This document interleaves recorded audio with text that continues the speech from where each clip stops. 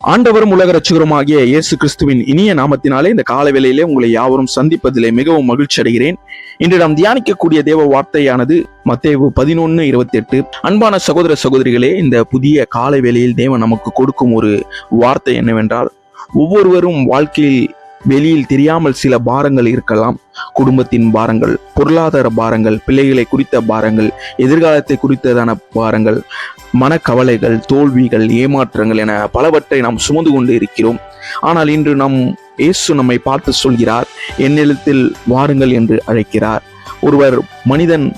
மனிதன் ஒருவன் பாரத்தோடு இருந்தான், அவனை எந்த ஒரு மனிதர்களும் விரும்ப மாட்டார்கள், அவன் இடத்தில் வருவதை விரும்ப மாட்டார்கள். ஆனால் தேவன் வேறுபட்டவராயிருக்கிறார். பாரங்களோடு இருக்கிறவர்களை தன்னிடத்தில் வாருங்கள் என்று அழைக்கிறார்.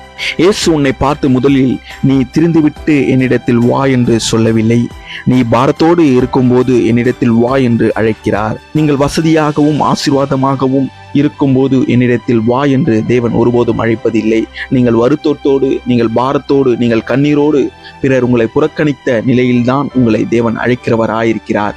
யாரும் அழைக்காத இடத்தில் தேவன் உங்களை அழைக்கிறவராயிருக்கிறார். யாரும் உங்களிடத்தில் அன்பு செலுத்தாத நேரத்தில் தேவன் உங்கள் மீது அன்பு செலுத்த வல்லவராயிருக்கிறார். இதுதான் தேவனுடைய மகிமையாயிருக்கிறது.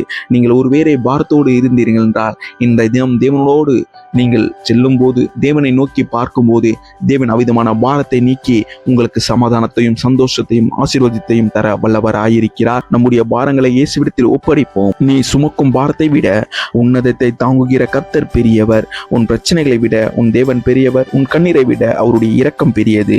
இன்றைய காலை நேரத்தில் நீங்கள் ஒரு தீர்மானம் செய்யுங்கள், என் பாரத்தை நான் தனியாக சுமக்க மாட்டேன், அதை இயேசு சுமக்க வல்லவராயிருக்கிறார் என்று உங்களுடைய பாரத்தை எல்லாம் அவர் மீது வைத்து விடுங்கள். அவர் பார்த்து கொள்வார். பாரத்தை சுமந்து கவலைப்படாதே, பாரத்தை சுமக்கிற இயேசுவிடத்தில் வா, அவர் உனக்கு இளைப்பாறுதலை தருவார். கர்த்தர் தாமே உங்களை ஆசீர்வதித்து வழிநடத்துவாராக. God bless you.